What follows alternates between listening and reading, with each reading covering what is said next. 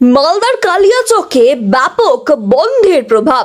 বন্ধের জেরে বুধবার সকাল থেকে কালিয়াচকের বিভিন্ন হাট বাজার বন্ধ, খোলেনি দোকানপাটও। রাস্তায় সেভাবে দেখা মেলেনি যানবাহনের। তার মধ্যেই চলছে বন্ধ সমর্থনকারীদের পিকেটিং। পুলিশের সামনে বন্ধ সফল করতে হাট বাজার দোকানপাটে সর্বাত্মক বন্ধের রূপ দিতে মরিয়া বন্ধ সমর্থনকারীরা। নরমে গরমে চলছে বন্ধ সফলকার মরিয়া চেষ্টা। ধর্মঘট অংশগ্রহণকারীদের দাবি, শ্রম কার্ড বাতিল, 8 ঘন্টার কর্মদিবস বজায় রাখা, ওষুধের উপর থেকে জিএসটি প্রত্যাহার, স্মার্ট মিটার ও ওয়াকফ বিল বাতিল সহ একাধিক দাবিতে আজ 9 জুলাই দেশব্যাপী সাধারণ ধর্মঘটের ডাক দিয়েছে সিআইটিইউ সহ সমস্ত কেন্দ্রীয় ট্রেড ইউনিয়ন। এই ধর্মঘটকে সফল করতে আজ কালিয়াচক চৌরঙ্গি মোড়ে বিক্ষোভ দেখাতে দেখা গেছে। ধর্মঘট রুখতে দেখা গেল প্রশাসনিক তৎপরতা। এই প্রশাসনিক তৎপরতার পাশাপাশি ধর্মঘটে অংশগ্রহণকারীরা সরকারের শ্রমিক বিরোধী নীতির প্রতিবাদে স্লোগানও তোলেন।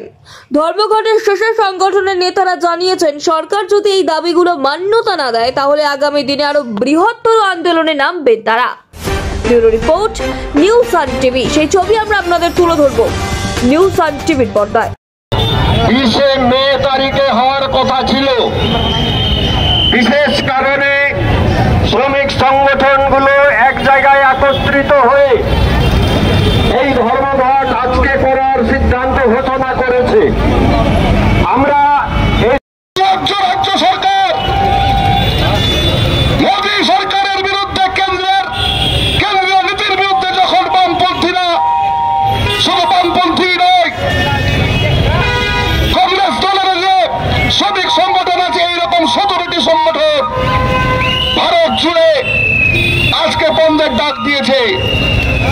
কিন্তু আরএসএস এর অঙ্গনি হেলনে মমতা ব্যানার্জির সরকার এই হরতালকে বানচাল করবার জন্য সমস্ত রকম চেষ্টা চালিয়ে যাচ্ছে। আমরা দেখছি রাজ্যের বিভিন্ন প্রান্তে